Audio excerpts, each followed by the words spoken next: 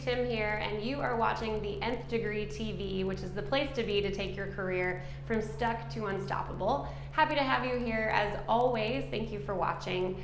This week I'm excited to share with you something that has become a personal labor of love recently.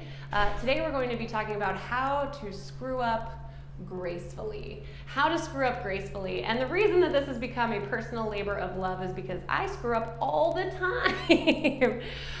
You might think that those of us who live here in YouTube TV land are without flaw, but in reality we suck a lot. So just recently, unfortunately, I totally dropped the ball on posting for the last couple of weeks. And anybody who knows anything about online marketing or about influencing knows that continuity is king, that your people want to hear from you consistently, and as often as you say that you're going to reach out to them. And you guys know that Tuesday Timbits comes out every Tuesday, and where have I been for the last couple of weeks? Failing, right?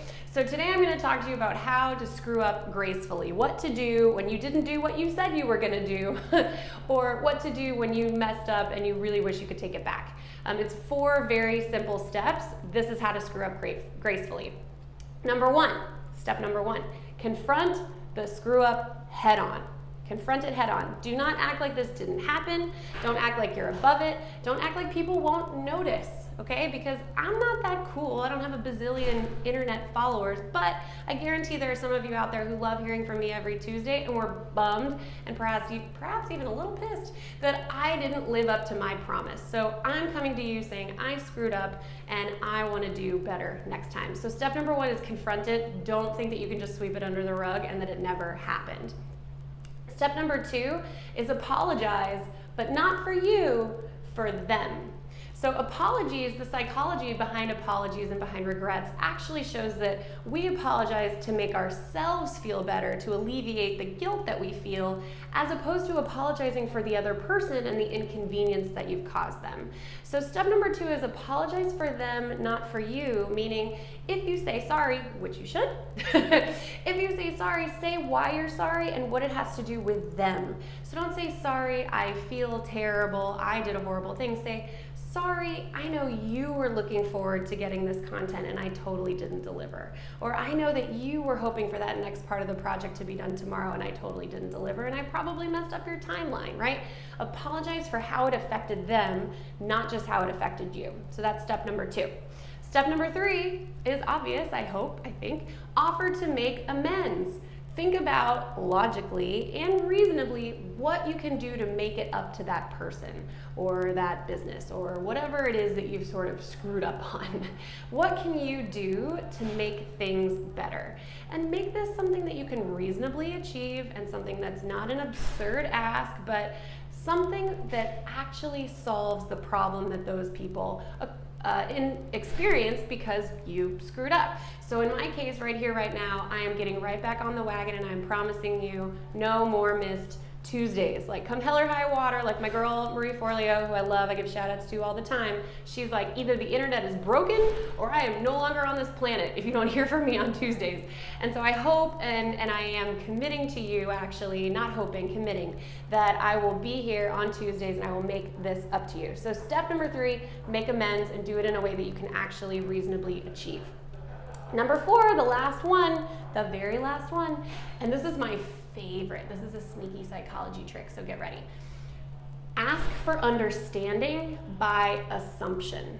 Ask for understanding by assumption. So what does that mean, Tracy? That's a lot of words. Okay, understanding by assumption means thank you in advance, or I appreciate your understanding in this matter, or I look forward to future communication and conversations around how this can go better.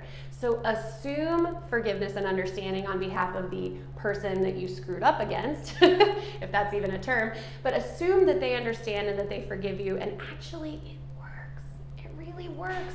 People want to fulfill what they're being thought of, right? And if you think of a person as a forgiving and understanding human and you say, I totally screwed up, thank you so much for your understanding, it won't happen again, right? That person's automatically gonna say, oh, I'm the kind of person who understands. I'm the kind of person who forgives. I should probably live up to that. And that's another one of these little psychology 101, enjoy. Yeah, you got that from a college grad.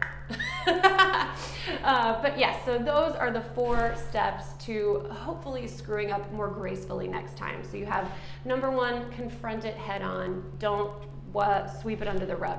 Number 2, apologize for them, not for you. Number 3, offer to make amends in a reasonable way that you can actually achieve. And number 4, ask for understanding by assumption. And I hope that this will help you the next time you screw up, because God knows we all screw up all the time. So hope you enjoyed this episode. Loved having you here, and love being able to give this content to you here on my webpage or on YouTube. So if you enjoyed this, please subscribe. You can see that button down here below. And if you want to get more of videos from me and then exciting details about the product that we're going to be launching this fall, then please go over to my website, tracytim.com, Tim with 2 M's because they start charging you at 3, tracytim.com, and sign up for email updates from me. I would love to hear from you. And if you have a comment on this, let me know the last time you screwed up, and let me know if this is going to be helpful for you in the future. So again, go on over to tracytim.com or stick around here on YouTube, and please leave a comment to get the juices flowing. So don't forget, I say this every time, but now is your time. You got to go do this. Find some work that you love. I promise that if you follow the steps that we talk about here and you implement these strategies, that you will take your career from stuck to unstoppable. So take care. Thanks.